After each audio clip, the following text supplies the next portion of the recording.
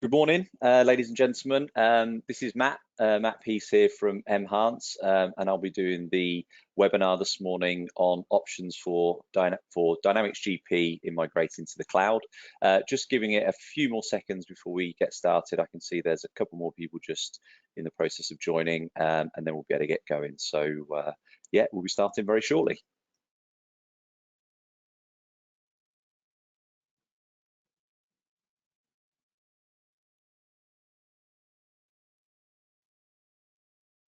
Okay, I think that's everybody joining now that we were expecting. Okay, what I'll do is we'll just do a little bit in terms of welcomes and introductions. And if I just the slide on. Okay, so firstly, I guess it's worth just saying thank you to everyone for joining. I know we've done a number of different webinars, certainly in the last 18 months during the pandemic, and it's great to see so many people still attending these sessions. Ultimately, they are for you guys as our customers and people that we're talking to. So, you know, it's great to see so many people in attendance again this morning. Just a quick note about me. As I say, my name's Matt. My role at m-hance is account director. It's a bit of a dual role. I'm responsible for our account management team, and you know, we're really responsible for making sure our customers are happy, making sure that they're well informed in the world of Microsoft and sort of technology and how you can use these kind of tools that we'll talk about today to, you know, gain efficiencies in your business. But I also do a lot of account management myself. I know there's a number of people and familiar names and faces on this webinar, so hopefully some of the stuff that we'll talk about is stuff that I'm already talking to people about, and you know, the aim of today is to try and consolidate that into one presentation. Just in terms of housekeeping, we'll keep the lines muted just to keep any noise interference to a minimum. And because it's a fairly short webinar today of around 30 minutes, I'll do a quick kind of roundup of any questions at the end of the presentation. What you will get at the end is also a feedback pop-up when you close the GoToMeeting session. It'd be great to obviously get your feedback, but also you can use that to indicate if you wanted to have a more in-depth one-to-one discussion with either myself or your account manager or a member of our technical team on any of the topics that we cover today. We're obviously more than happy to do that. And I guess finally, for those that do know me, this is a pretty non-technical webinar. We're trying to make these topics as easy to understand as possible. And this is really to kind of try and answer some of those key questions that both me and the rest of the account management team get when we're talking to clients about the kind of, you know, the GP options when migrating to the cloud and what that really means. So I'm trying to keep this really simple for you. But of course, if we do have people that want to get into a bit more detail around some of the technical underlying infrastructure that these solutions sit on, we do have on-demand webinars that we can share of previously presented webinars. But also, as I say, we're happy to have that conversation with you. And one thing just to note, look out for this guy. Now, this is a pop-up that we've just added into this presentation, and this is kind of might be stating the obvious type stuff, but this is some of the things that will pop up throughout the presentation, which is really kind of just underlining some of the points that I'll be making, and really from my selfish point of view, a quick reminder of the points that we're trying to get across. Okay, so what we're going to be covering really today, it's to answer a lot of these common questions. So one of them is, are you currently using Dynamics GP and wondering about the considerations when planning to migrate to the cloud? Second question is, well, you know, do you need some clarification on what that really means? A number of customers that we talk to, you know, still aren't really sure about what those differences are specifically in a Dynamics GP context in terms of, you know, moving to cloud-based environments. And really, are you looking to, you know, better understand what those options mean? And really, you know, I understand that talking to customers is about what do other customers do, you know, what is going on in the market in general, and how are m-hance deploying some of these solutions. So to attack this, what I'm going to do is I'm going to use the aid of more questions, but I'm going to answer them. So first one being, what does cloud or hosting versus software as a service really mean? So what are those kind of key differences, and are we really clear on those? I guess, fundamentally, is Dynamics GP available in the cloud? If that's not the right option, what else do Microsoft offer in their portfolio? And how do we best leverage some of the newer technologies that Microsoft are launching, which I'm sure people have a good awareness of, but I'm trying to really focus on this webinar what that really means. And again, how do m-hance assist in this process? And what does a migration actually look like? What are some of the key things to sort of consider? So that's really the plan for this morning. Okay, so firstly, I thought it'd be worth just explaining really, what does cloud or hosting versus software as a service really mean? And the best way to sort of explain that, I did a quick Google and I thought, well, what's that kind of definition? So I found in via Techipedia that this kind of quote, which says, hosted software refers to software that is installed, hosted, and accessed entirely from a remote server or location. Hosted software is hosted and managed by the software manufacturer or a third-party vendor. Users can access it globally through the internet.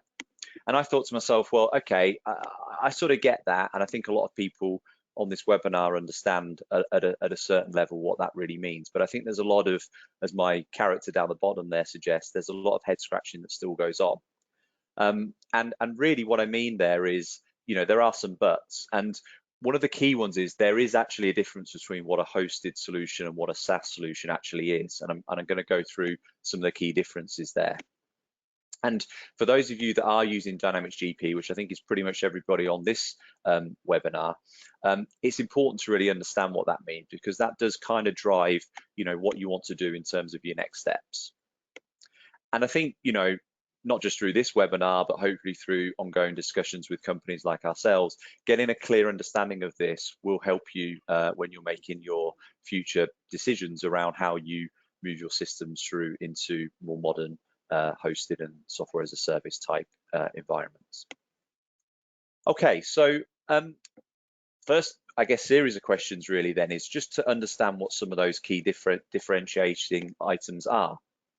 So what I've tried to do is really break this down into some of the key areas. And I think the first one, when comparing a hosted solution with a SaaS solution, is all around accessibility, and how do you actually interact and get at the actual product itself. Now, with a hosted solution, we find that they're largely deployed through the full client experience itself. In Dynamics GP, if you have GP hosted in a particular data center, such as Microsoft Azure, you still access GP in the same way that you would do on premise. It's still accessed through the native GP client in the main. What you find with SaaS solutions, however, is that they're accessed a lot more kind of through internet browsers, Google Chrome, Edge, Firefox, all the modern commonly used browsers are all accessed in a SaaS environment. And the other thing that you find with SaaS solutions is there are natively created apps that you find in the likes of AppSource or on the Apple iOS store that you can download, and they just natively work with the application. So that's probably one of the biggest differences between using a hosted solution and using a true SaaS solution. The next thing is around licensing. Licensing is a bit of a big one, really. When you're looking at hosting a solution, the assumption I'm making here is that you're already paying some form of licensing. And in a Dynamics GP world, we refer to that as your enhancement plan. And again, in most scenarios, what you would find is that you would continue to still license the product in a hosted situation, probably in the same way. You're just moving the application into a different environment. So that generally will stay the same and generally through a sort of perpetual type setup.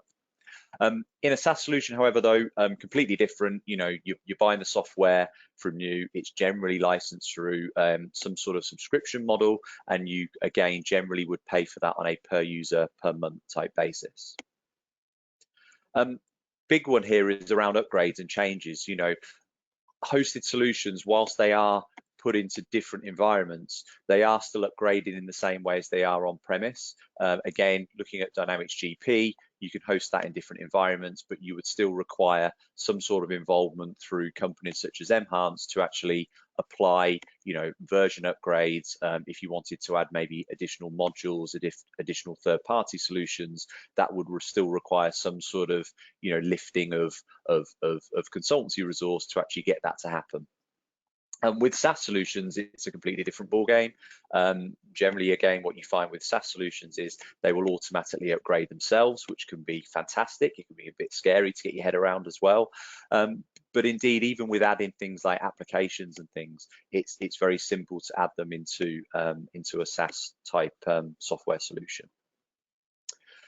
Security, I guess this can be similar in some scenarios, but in terms of a hosted solution, dependent on the provider that you work with, the security of a hosted application is very much dependent on the security protocols that are used by that provider in maybe that data center, for example. In a SaaS world, the security is generally all held by the software vendor. And in a Microsoft example, it's kind of similar, because if you're looking at Microsoft Azure, then that's used in both hosting of Dynamics GP, but also with Business Central. So pretty kind of cutting edge sort of security there. And then, as I mentioned before, third-party solutions available in both options, but it's really more around the actual means of getting those sort of add-on solutions in those environments. As I mentioned, hosted requires more installation prerequisites, whereas SaaS, it's more of just a deployment of an app. And then when we get into kind of maintenance, you know, again, hosted applications will require some additional maintenance. A good example of that in a GP sense would still be the maintenance of the back-end SQL databases, whereas within a SaaS environment, it's a lot more automated because it's all provisioned by the vendor. So they're some of the key things that I wanted to just highlight just to begin with. But I guess, you know, without stating the obvious too much, one of the things that is common in any of this, it all requires an internet connection ultimately. So again, if you're currently using an on-prem solution and you're looking to go down either of these routes, you need to have a decent internet connection to be able to get access to all of these solutions. Okay, so bringing it back again into Dynamics GP, well, is Dynamics GP therefore available in the cloud? And this is where I wanted to be a bit clear about what GP is and maybe what it isn't in terms of it being a cloud-based solution.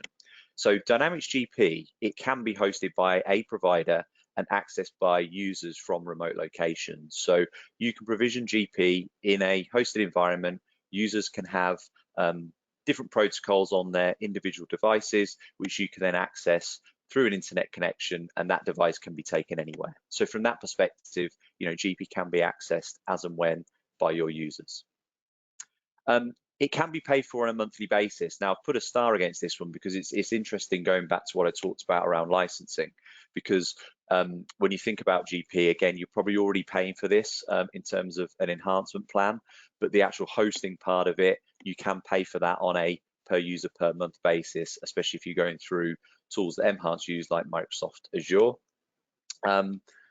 One of the other things as well is that, you know, GP could be accessed through a web client, but it's worth mentioning that the web client functionality in Dynamics GP doesn't offer you that full flavor of functionality.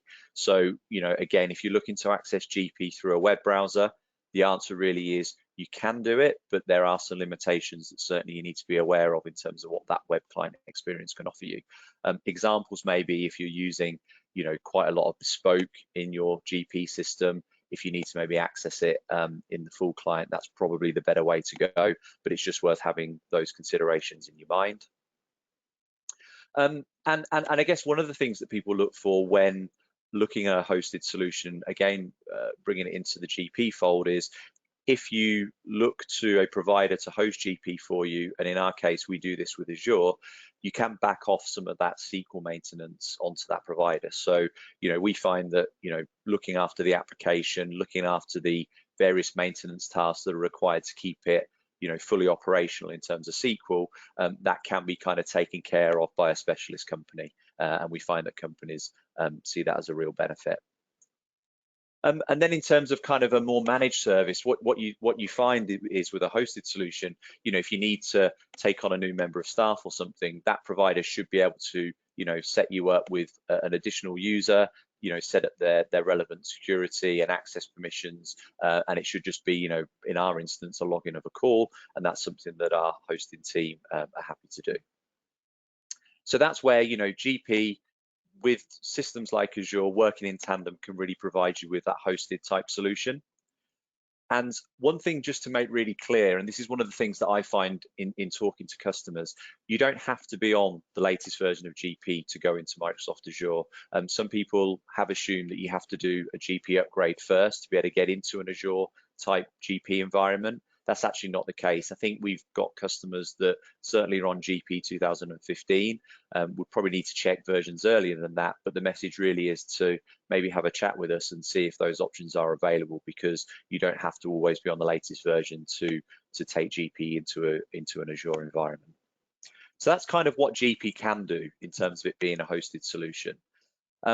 But it's also important, I think, for us to flag what GP won't be, and that's based on our current understanding from Microsoft. So Dynamics GP won't be a fully browser-supported ERP solution or rewritten to work in this way. If you think about the history behind GP when it was written some 25 years ago, it was a server client-based solution, and that really kind of still is the case in terms of its architecture. So whilst we've got the web client and whilst we're seeing improvements in and around the web client, GP is never going to be solely distributed through a web browser and consumed by users through a web browser. It won't have the ability to upgrade itself, and as you see with SaaS solutions, and that can be from apps on your iPhone all the way through to things like Business Central, GP won't ever be able to just upgrade itself to the latest version. That will always be a task that you will need potentially a company like m-hance to help you with. It won't really give you that ability to download apps to quickly integrate with the system without requiring some form of installation and testing, potentially in some form of UAT environment. It's not as easily kind of open in terms of third-party applications to plug in with GP.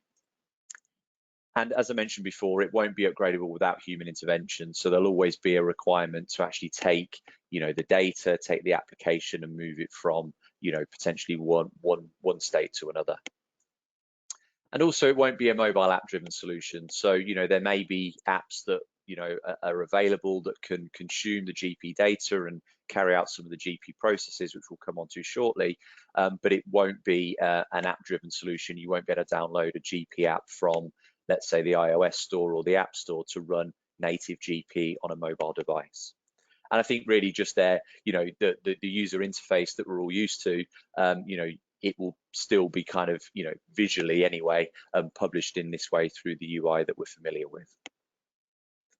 So, okay, so that talks a bit about kind of, what GP can be and what GP can't be in terms of looking at it from a hosted point of view. And now we're kind of getting into some of the points around, well, what if you wanted to take GP as it stands today, with or without an upgrade, and bring this into a hosted environment such as Microsoft Azure?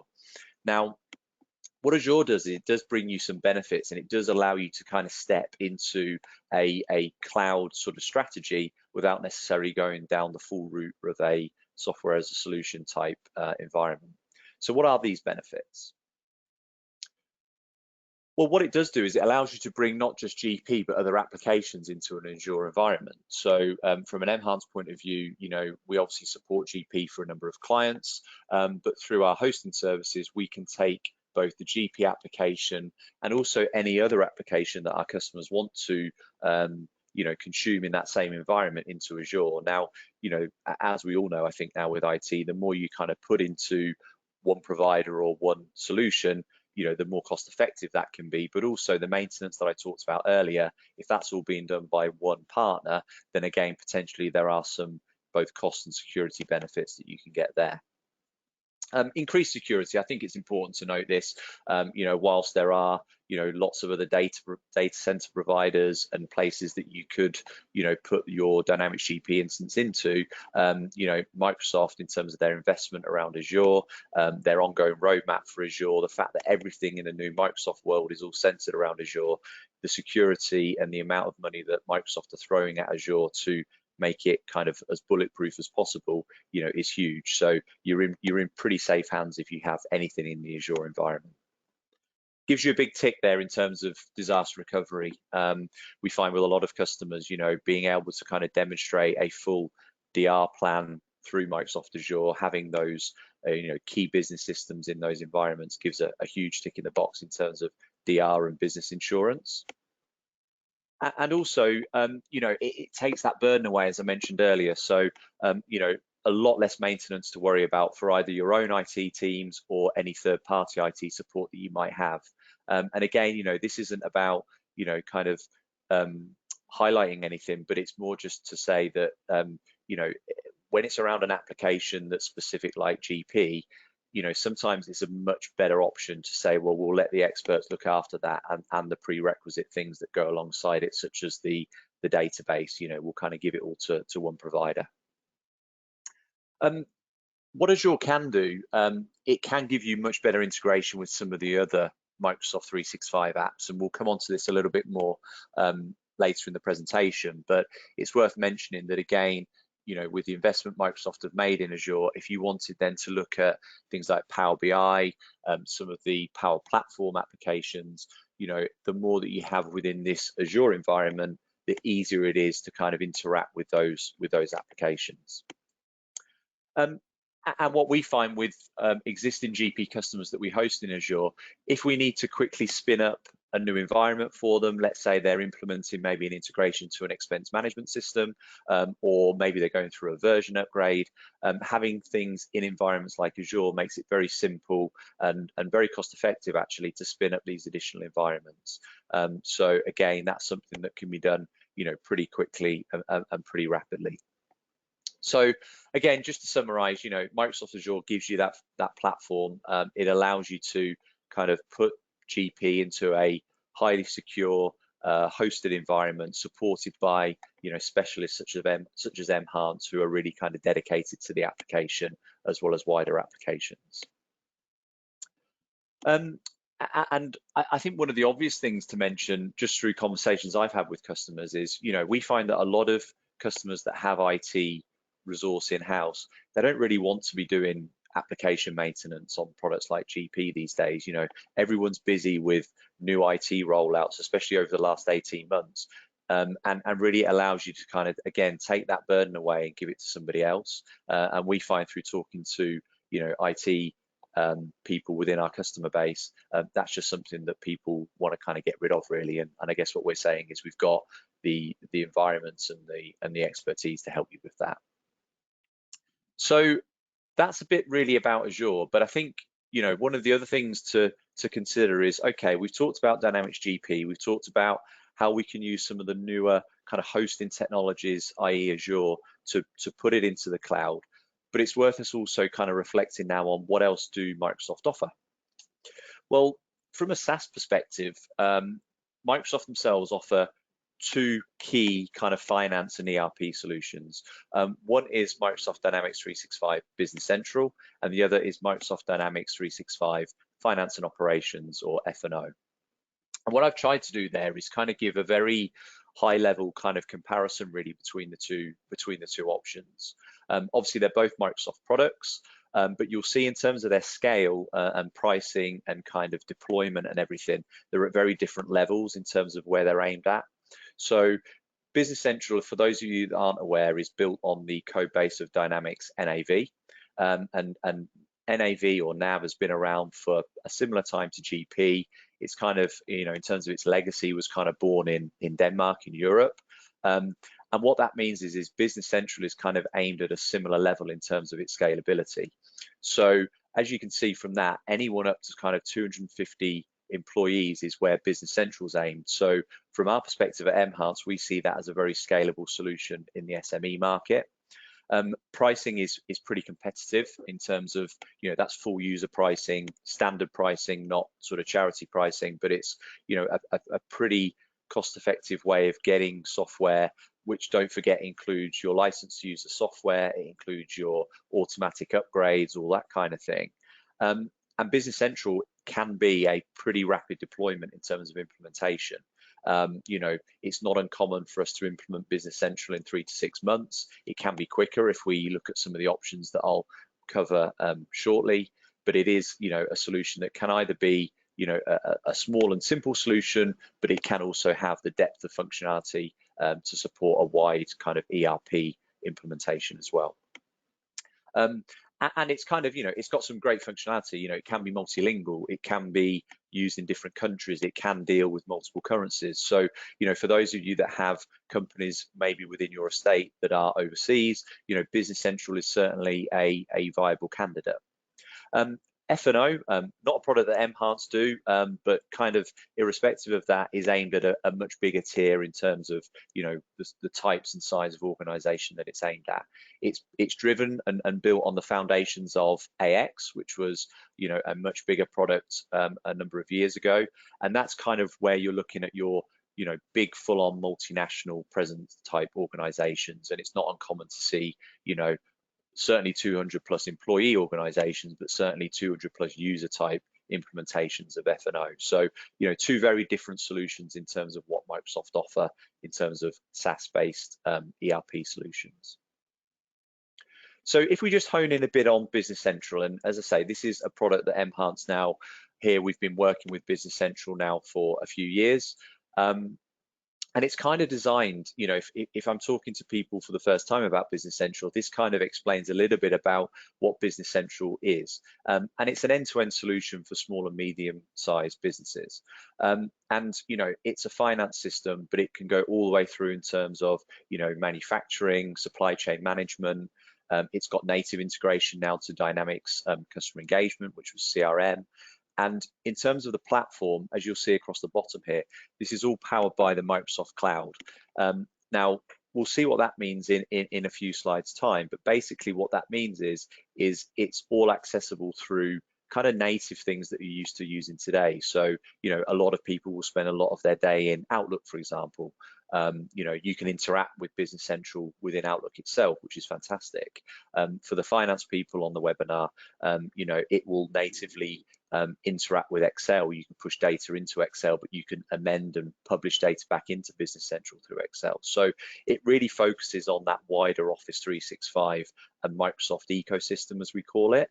And one of the things, I guess, to get across is that you can view Business Central as simply a finance system, which it's very capable of.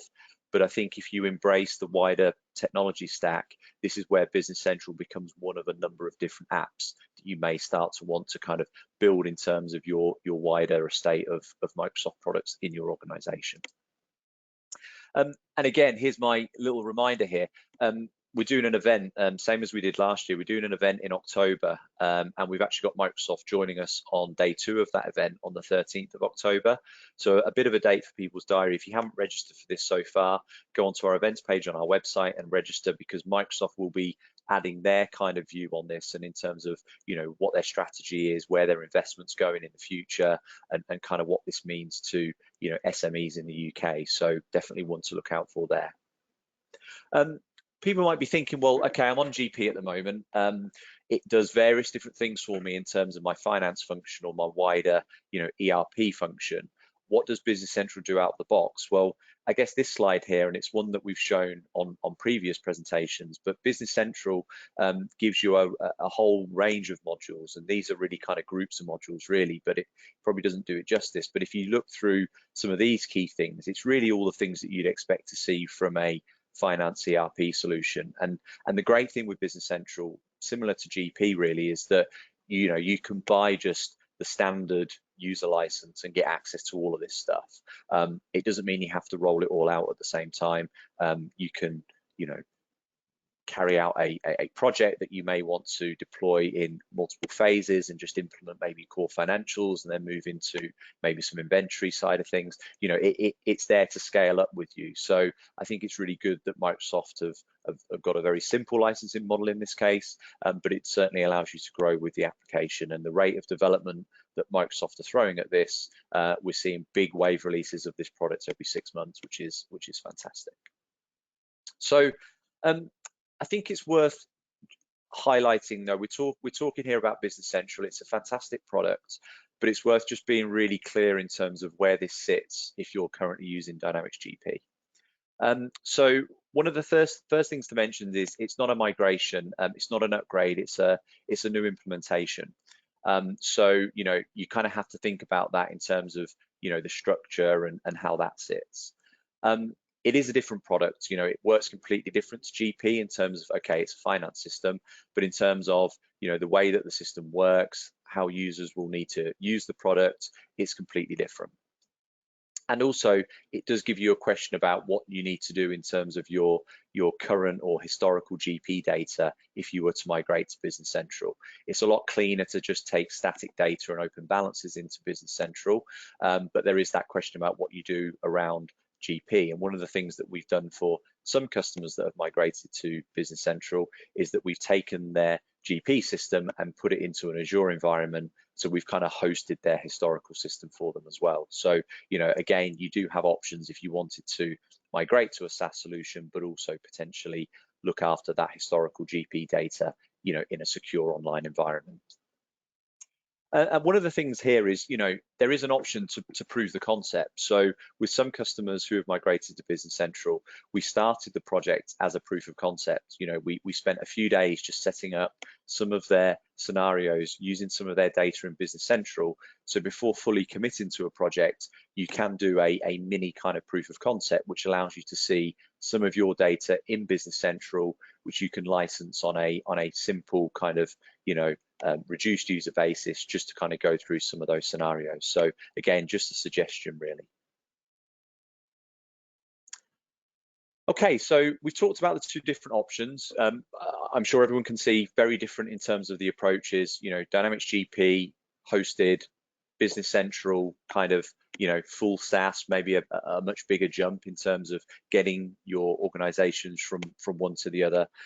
Let's talk a little bit about the latest Microsoft technologies. So one of the things to certainly do is, as I'm going to go through these next couple of slides, is, start to look at your existing 365 subscription. Now that might be something that you manage in-house. It might be something that you outsource to your IT providers, but it's worth having a quick look at your Office 365 subscription, because if you're already licensed for products such as Power BI, Power Apps, or the Power kind of platform, SharePoint, Office 365, of course, Azure, these are the key things that you should be looking out for. So, these products are things that all interact with both GP, Business Central, if you want to start to consume the wider kind of estate of the Microsoft applications. And the key thing that we try to do is talk to organizations about, certainly if you're already paying for these applications, it's then more about how do you actually get more from them and how do you use them. So it's not like years ago we'd have to buy dedicated BI systems, you'd have to buy dedicated, workflow applications or reporting tools or document management solutions. All of these things can actually be done in the standard Microsoft suite, and it's about understanding if you've already got entitlement to those. And for any of you that are here from some of our NFP organizations, certainly worth checking to see if you're eligible for any preferential or even free licensing that Microsoft have on offer for you. So that's certainly worth considering. And just in terms of some specifics, one thing to look out for is if you're on an E3 or E5 365 license, it's certainly worth checking that, because that does contain a lot of these applications as standard. So if your Office subscription says that, then you're in a good place. So we can talk about some of these new things, but one of the things that's worth mentioning is, even if you decide that you want to stick with GP for the next 2, 5, 10 years, it doesn't mean you can't have access to some of these new applications. So Dynamics GP, although it's not a SaaS solution, we can leverage the benefits of things like Power BI or the Power Platform with Dynamics GP. So one of the things that I wanted just to make clear is, some customers that I've spoken to have sort of thought, well, we're using GP, we might still have it on-prem. Does that mean that we can't use some of this new stuff that Microsoft are working with? And the answer is very clearly a no. Sorry, yes, you can still use it, apologies. We've done projects with Dynamics GP customers around Power BI reporting. We've developed a pack for Power BI. We've also done some pretty clever automation projects using the Power App solution to sort of consume the GP data, go through various different workflows and do something with that using those technologies. So, if you're considering how you use this, then certainly have a conversation with us about that, because, if you stick with Dynamics GP, it doesn't preclude you from using any of those tools. And, here's an example. Now, as I mentioned, we're building these Power Platform solutions for many different businesses that are on Dynamics GP. In the background here, here's an example, and I've highlighted where it says column 1 there. For those of you that are hardened GP users, you'll see that's the 5-string GL structure that we've got. It's a demo system, so it just says column 1, but it will just show you there that we've created a Power BI pack that natively plugs into Dynamics GP, and that just works, and we can deploy that for you in a very quick space of time. So again, just giving you some examples. Something else to mention though around Power Apps, we're talking very much around GP and finance and things like that. And on the right hand side, here's an example of our purchase and expense management solution that we've newly created for customers using the Power Apps platform. And that's an example of where we're using Power Apps to develop a kind of an add-on finance solution, interacting with Dynamics GP and Business Central, but we're delivering that in a much more mobile way. And on the left-hand side here, all through the pandemic, we were recording steps in m-hance, and this is where I go into on my phone and kind of log the number of steps. So when we're looking at Power Apps projects, it's worth bearing in mind that we can do this from a finance point of view, an ERP perspective, but also, any process that you've got within your organization, we can use these technologies to pretty much build anything. So, again, by all means, have a conversation with us. And again, on our event in October, we're going to be showing some specific examples of how Power Apps integrates and interacts with Dynamics GP. So that's certainly one for the diary. Appreciate I'm going on a little bit too long here, but I'll just continue with the slides. So again, hopefully I've alluded to some of this, but how can m-hance assist? Option 1, pretty simple there in terms of, we can look at your hosting options, we can look at putting Dynamics GP into Microsoft Azure. So for those of you that are from a technical background, you'll kind of look at this slide and think, okay, well, yeah, this is some of the things that I may want to get into a bit more of a discussion around. So, virtual desktop, Windows Virtual Desktop is how we generally deploy the client. We need to have conversations around, your wider estate and any other applications you want to pull into Azure. We need to talk about, VM management, security, all these kind of things. And that's kind of one of the things that we can certainly do. And I'd certainly also say that, if anyone is unsure around licensing and what this means and how you can leverage the best from your licensing, it is a bit of a minefield at times, and we appreciate that can be hard to understand. So again, feel free to speak to me, speak to your account manager, and we'll certainly try and help you navigate through some of the options that you may already have. Option 2 would be, take the full jump, go to Business Central. That would move you into a fully SaaS type environment. And on the left here is kind of our typical, project-led type implementation of Business Central. And that's kind of where we go through, okay, let's understand your business needs. Let's look at how we may be using GP at the moment. Let's go through a defined project where we, design the system. We go through quite stringent analysis, design, UAT, go live, that kind of thing. And that's how we deliver a lot of our Business Central projects. On the right-hand side, however, though, we do also offer options where we can put Business Central in a more of a package format. So at the moment, we've got availability to our not-for-profit customers where we can deploy Business Central in a standard way through different packages. And I thought that was worth mentioning because we also do that we're looking to do that for commercial organizations as well moving forward. So what we find is organizations either want to have something quite tailored, which is the kind of fully kind of deployed option, or maybe something that a package would suffice is where you're more willing to maybe fit into a pre-configuration of modules and how the system needs to work.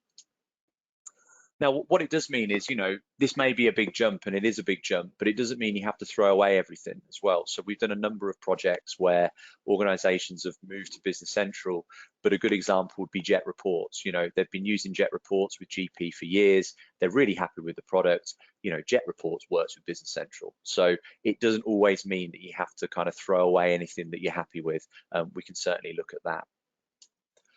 And then option 3 would be, look at a hybrid solution. So it might be that you're you're not 100% about moving to a SaaS world, you're looking at maybe GP and thinking, well, we could maybe host this somewhere, but we want to maybe take advantage of some of these kind of more modern Microsoft tools. And again, that's where a hybrid solution would perfectly come into play. You know, you could use Dynamics GP with some of these applications that I've talked about within Microsoft Azure.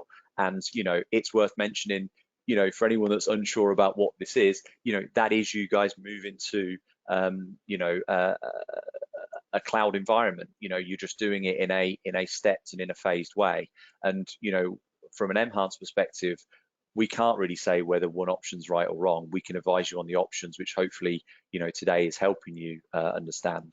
But, you know, for a lot of customers, they are looking at this in terms of, okay, well, maybe we could move elements of it into a SaaS environment and do it over a gradual process. And again, you know, we're here to support you with that. So in conclusion, I guess what we've covered today is, you know, hosting and SaaS doesn't always mean the same thing. You know, hopefully I've been able to help clarify some of that. It's important to understand the differences there.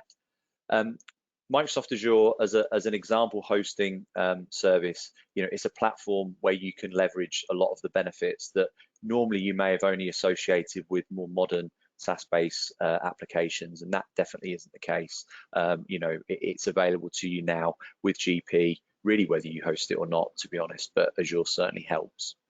GP, as I mentioned, it still allows you a lot of options to work with the latest Microsoft apps. Just because you're using even an older version of GP doesn't preclude you from that at all. And, you know, on the other part of the argument in terms of the options, Business Central, it is a real SaaS alternative. It should be viewed as an alternative, in my opinion, because it's fundamentally a different product. But it is, you know, whether you stick with GP, upgrade, host, you know, Business Central is another option that's available to you. And, you know, finally, you know, talk to us. You know, we're here to offer you some advice. Hopefully today's helps you with that. But also, you know, there will be specifics. We know that with every customer, there's a specific requirement, there's specific setups that we need to consider in all this. So again, you know, have a conversation and we'll talk to you about some of the pros and cons. And, you know, these are the options. They're not always applicable to everyone, and that's absolutely okay. You know, it doesn't have to always perfectly fit in terms of every organization. We appreciate that everyone's different and has different requirements. So we're perfectly aware of that, and you know, that's absolutely fine. So just before we finish, just a very quick slide there in terms of some upcoming events. I've referenced some of them in the session, but here's just a quick slide just to highlight really some events that we've got coming up through September and into October. As you can see there, the 12th of October is around our customer event, which we'd very much like to see as many people attend as possible, and that will really go into the next level of detail that I've talked about today around some of these specific applications. And yeah, it'd be great to see as many people there as possible. And also, if you want any pre-recorded sessions that we've done on some of these topics, I've just picked out some here. We can distribute some links to you if you want to see, you know, a more in-depth presentation on things like Azure and disaster recovery and Business Central demonstrations and the Power BI suite that we've created for GP.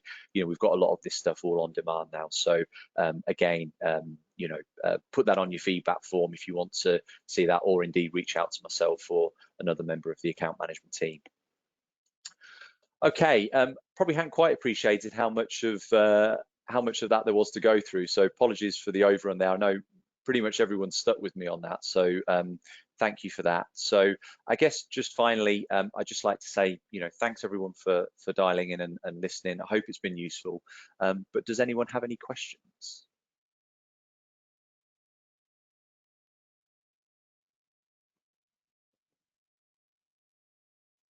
No? Okay.